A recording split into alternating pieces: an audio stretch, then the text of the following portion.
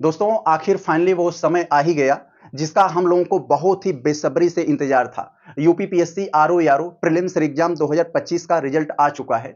जिनका हो गया उनके तो अग्रिम शुभकामनाएं, और जिनका नहीं हुआ बस उनके लिए क्या ही कह सकते हैं। बस आप ईश्वर पर भरोसा रखिए, आने वाले समय में सब कुछ सही होगा। क्योंकि जिस तरह से सरकार और उनके भ्रष्ट अधिकारियों ने मिलकर लाखों मासूमों के हक और अधिकार को लूटा है, उन पे डकैती, उनके हक और अधिकार की डकैती की है कि ईश्वर उनके आने वाली पीढ़ियों को माफ नहीं करेगा, उसका इनकी कीमत भरपूर चुकानी पड़ेगी। दोस्तों कैसा कैसा इन्होंने लूट किया है कि कुछ नहीं पता चल रहा है कि किनका हुआ और किनका नहीं हुआ। क्या स्टूडेंट की जान लेना चाहते हो? और फाइनली हम इस भ्रष्ट सरकार और उनके अधिकारियों से बस यही कहना चाहते हैं कि नहीं चाहिए तुम्हारी नौकरी, जिसको देना हो दे दो। हम तुमसे लड़ाई झगड़ा नहीं करने आ रहे हैं, हम लोगों की उतनी क्षमता, उतना पावर हम लोगों के पास नहीं कि आकर तुमसे लड़ सके, डट कर अपने हक और अधिकार मान सके। बस यही कहना चाहते हैं कि तुमने मॉडिफाइड आंसर की जो बनाई है वो जारी कर दो, कट ऑफ कितना रखे हो वो बता दो, और हमने नंबर कितना पाया है वो हमें बता दो, जिससे हमें लगे कि हाँ चीजें पारदर्शी तरीके से हुई है, जिससे हम लोग इस चीज को अवलोकन कर सके कि भाई हमारा नहीं हुआ तो कैसे नहीं हुआ, कितने नंबर से नहीं हुआ, और अगले का हुआ है तो कैसे हो गया, वो कितना पाया था उसका कैसे हो गया। चीजें हम लोगों को पारदर्शी लगे, हम लोग आत्मसंतुष्ट हो जाए, यही कहना चाहते हैं दोस्तों। लेकिन जिस तरीके से उन्होंने स्टूडेंट के हक और अधिकार की धज्जियां उड़ाई हैं, आने वाला समय माफ नहीं करेगा। जिस तरीके से आप लोग देख रहे हैं एक विशेष जाति के लोगों को ऊंचे ऊंचे पदों पर बैठाया जा रहा है और वही सब इसका सब मिल बांट के खा रहे हैं। ऐसा नहीं कह रहे दोस्तों, हम जातिवाद की यहां पर बात नहीं कर रहे हैं। आपके यहां जो बहुत सारे जो सवर्ण भी होंगे वो भी गरीब है, और हम यहाँ पर कोई जाति की बात नहीं कर रहे हैं दोस्तों। आप लोगों ने देखा होगा बहुत से हमारे यहाँ सवर्ण है वो भी गरीब है, लेकिन उनके भी अधिकार को इसी के साथ साथ लूटा जा रहा है, जो उनके इस बात को उनको भनक नहीं है। दोस्तों कल रात से ही जब से रिजल्ट आया है तब से इस बात को सोच सोचकर हाथ पांव थरथरा रहे हैं कि आखिर हमारे रिजल्ट के साथ हुआ क्या है। दोस्तों बहुत लोग यूट्यूब पर ज्ञान देने आएंगे, पहले भी दे रहे थे अब भी दे रहे थे, लेकिन बच्चों की स्थिति को मैं जितना अच्छे से महसूस कर सकता हूं, क्योंकि मैं भी एक नौकरी की चाह रखता हूं, हमने भी इस एग्जाम को दिया था, हमारा भी 138 बन रहा था सब काट पीट कर ऑफिशियल आंसर की से। लेकिन दोस्तों हम पे इतना भरोसा था कि हाँ हो जाएगा। इस बार देख रहे थे कि हम बहुत कम समय यूट्यूब पर दे पा रहे थे, इसीलिए हम मेंस की तैयारी भी कर रहे थे।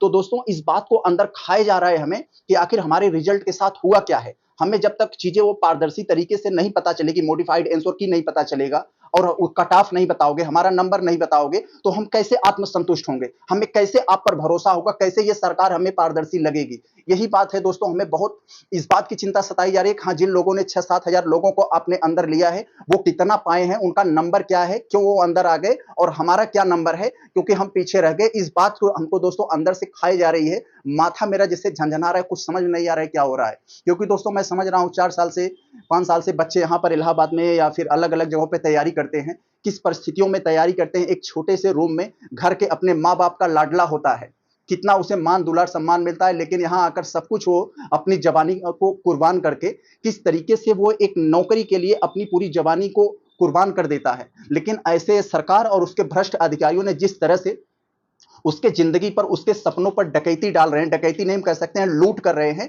आने वाला समय सरकार और उनके भ्रष्ट अधिकारियों के माफ नहीं करेगी। क्योंकि दोस्तों ऐसा कहां लिखा है कि आप कुछ नहीं बता रहे हैं, मनमानी तरीके से आप जिसको चाहे अंदर कर ले रहे हैं, जिसको चाहे बाहर कर ले रहे हैं। ये हम पे भरोसा कैसे ले, हाँ ये सब कुछ पारदर्शी तरीके से हो रहा है, जब तक आप बताओगे नहीं। 1 साल बाद कहोगे हाँ आरटीआई डालकर ये पता करो, ऐसे ऐसे, ये कहां कैसा न्याय है एक तरह का। और इस बात को सरकार समझ ले, यही स्टूडेंट आने वाले समय में उनकी औकात दिखाएंगे कि स्टूडेंट की असली पावर क्या होती। और सरकार को इस बात को नहीं समझ में आ रही है कि हम एक स्टूडेंट के साथ खिलवाड़ भविष्य कर रहे हैं, उसके साथ साथ कई जिंदगियों के साथ खिलवाड़ कर रहे हैं। घर पे उसके बूढ़े माँ बाप उसके इंतजार कर रहे हैं, उसको सपना देख रहे हैं कि मेरा बेटा एक दिन कुछ बन के आएगा। उसके भाई हैं, बहन है, घर पे इंतजार कर रहे हैं। लोग एक नमी आंखों से स्वप्न लेकर सजाए हुए बैठे हैं कि मेरा बेटा गया है, हम इतनी कठिन परिस्थितियों में पढ़ा रहे हैं तो एक दिन कुछ बन के आएगा। लेकिन उसको बेटे के सपनों पर डकैती जिस तरीके से डाल रहे हो, एक बच्चा के हाय आपको लगे, एक बच्चे की जिंदगी साथ खिलवाड़ कर रहे हो तो आपको 4-4 हाय लगेगी। आपने लाखों स्टूडेंट के साथ ऐसा खिलवाड़ किया है, उनके भविष्य पर, उनके सपनों पर, उनके एक उम्मीदों पर आपने डकैती किया है। तो आप समझ लीजिए आने वाला समय में आपको कितना पाप का जो है भुगतान होगा वो ईश्वर ही जानता है। आप कितना भी टंका पीस लीजिए, कितना भी ढोल पीस लिए, हमने ये कर दिया वो कर दिया, कुछ नहीं किया आपने। आपने स्टूडेंट को बर्बाद करके रखा है इस हाल में। और फिर मैं कहता हूं, कहना तो बहुत कुछ है लेकिन फिर भी कुछ नहीं कहेंगे, बस हम यही कहते हैं कि अब भी समय है, अब भी हम लोगों को बहुत कुछ न करना पड़े। आप पारदर्शी तरीके से चीजों को, 3 चीज हम मांग कर रहे हैं कि हमारा नंबर, अपना कट ऑफ और मॉडिफाइड आंसर की जो बनाए है वो जारी कर दो, हम मिला ले और जिनका हुआ है हमारे उनसे तुलना हो जाए कि वो क्यों हुआ, हमारा क्यों नहीं हुआ। आपने ओबीसी का कट ऑफ कितना रखा, जनरल का कितना रखा, ईडब्ल्यूएस का कितना रखा, हालांकि इन सब चीजों से मालूम मुझे पड़ गया, हालांकि इन सबको देखते हुए सारे स्टूडेंट को इस बात की आभास हो गई है कि जनरल और ईडब्ल्यूएस से ओबीसी की कट ऑफ बहुत ज्यादा गई है। फिलहाल आप कट ऑफ चाहे ऊपर ले जाओ नीचे ले जाओ, हम आपसे मार झगड़ा नहीं करने आ रहे हैं, हमसे आपसे कुछ नहीं कर रहे हैं, हमारी उतनी क्षमता उतनी शक्ति नहीं है कि आपके पास आकर हम इस बात को क्लेम करें, लेकिन हम इतना तो कह सकते हैं जो हमारा अधिकार है, जो हमारा हक है, उसका तो हम कह ही सकते हैं कि आप इतना कर दो जिससे कि हम आत्मसंतुष्ट हो जाए कि हाँ हमारे साथ हुआ क्या, जो हमने परफॉर्मेंस करके एग्जाम हॉल में आया वो कितना कारगर था, हम उसमें क्या कमी रह गई थी, हम क्यों पीछे रह गए, अगले का सिलेक्शन हुआ है, अगला आगे गया है तो उसका क्यों चला गया, वो हमसे कितना आगे है, इस बात का कंपैरिजन हो पाए। तो बस यही कहते हैं कि आपने जो किया है अच्छा नहीं किया है, आने वाले समय में आपको इसका जरूर कीमत चुकानी पड़ेगी। फिलहाल